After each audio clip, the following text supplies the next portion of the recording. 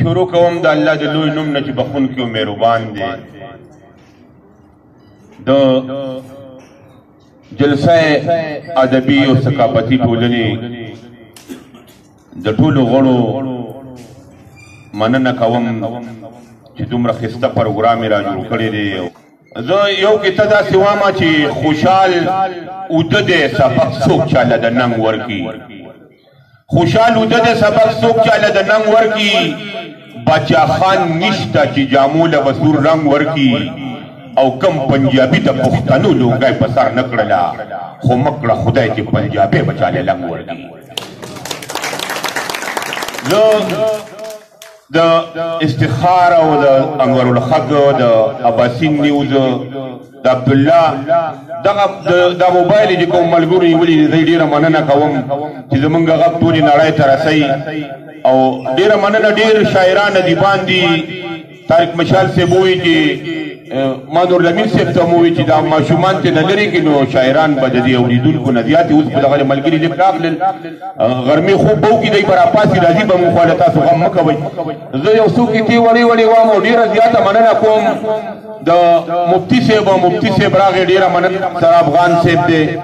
زه په موبایل کې په سوشل میډیا باندې د مفتی صاحب ترنم او د دې کلامونه مورم ډېر طاقت والا کلامونه او ډېر ښکلی ترنم او په دې بیا د خوشحالۍ خبره دا ده چې مفتی دی نو چې موږ سره ناست دي نو موږ د دې خبرې نه هم نه یېرېږو چې په یو شاعر به څوک فتوا ولګوي ځکه چې مفتی صاحب زموږ خپل دی الله دې راته لري او الله دې دغسې مفتیان شاعران کړي چې زمونږ ورته لبدایي کوي. ډېره مننه.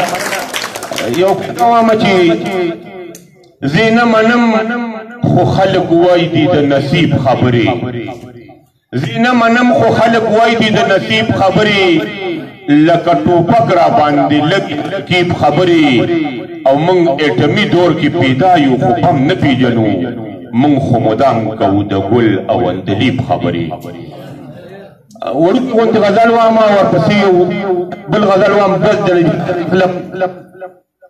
چې د نن کارونه پرېږدي څوک سبا ته. چې د نن کارونه پرېږدي څوک سبا ته هغه چرې مخکې نه ځي راځي شاته. او چې د خپلې حیا غم د چا سره وي هغه ګوري به د بل سړي حیا ته. چې د خپلې حیا غم چا سره وي هغه ګوري به د بل سړي حیا ته. وله سترګو کې ګلونه وکړي ربا چې په بد نظر څوک ګوري پښتونخوا ته. او پښتانه زلمي په نورو نورو سر دي د خوشحال او د رحمان اجره میراته. پښتانه زلمي په نورو نورو سر دي د خوشحال او د رحمان اجره میراته. او زه په زور شاعري نه کوم ملګرو. زه په زور شاعري نه کوم ملګرو. هله لیکم چې شعرونه راشي ماته او دا چې هر وخت د ګلونو نه زاریږي اندلیب دی غوږې ونیسئ چغا ته.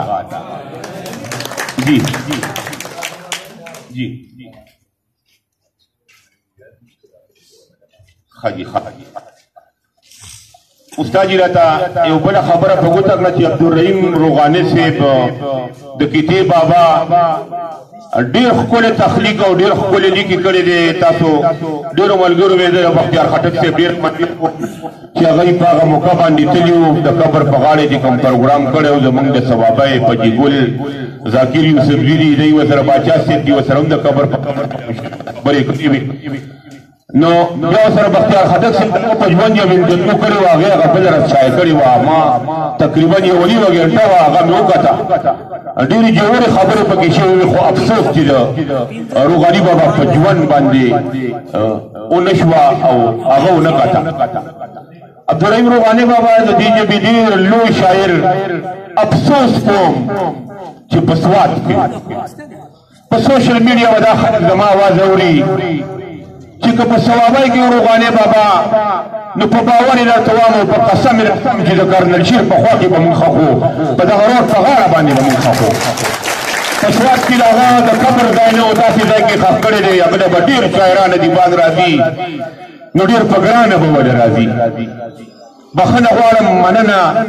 د روغاني بابا یو دوه شعرونه وایم چې ټول عمر رښتیا وزورولی یم ټول عمر رښتیا وزورولی یم اوس مې په دروغو شروع کړې ده او مخکې لیوني به ګرځېدل بربند اوس ورسره روغو شروع کړې ده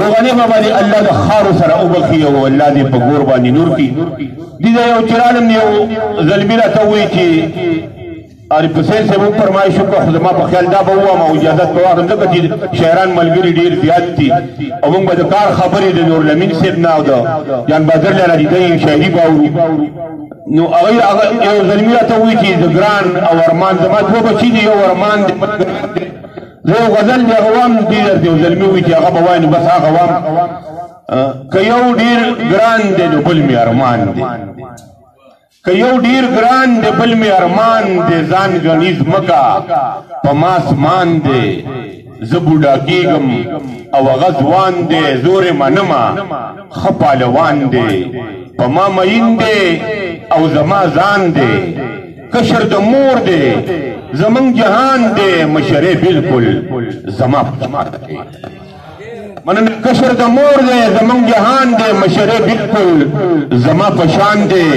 چې راښکاره شم وی بابا جان دی د عبداللیف خپل نوم صاحب جان دی اجازه غواړم تاسو ته خاص کوم دا چې څومره ملګري د جلسې ناست دي موږ په دې جلسې کې ډېرې مشاعرې کړي دي د شپې مخ کتلې تاسو یقین وکړئ چې په ثوابه مله کې ما دا مشهوره ګڼله چې د ټولو نه ډېر ادب ذوق او ادبپاله خلک د جلسې دی نو انشاءالله ملګري به راشي مو دا چې کوم ناست دي دوی ته خواست کوم چې تر اخره پورې زموږ د ملګرو سره کښېنئ او دغې جلسې ادبي ټولنې ته او د فیصل پاران صاحب ته ټول په جمع لاسونه وپړکوئ تاسو ورته هم وپړکوئ ډېره مننه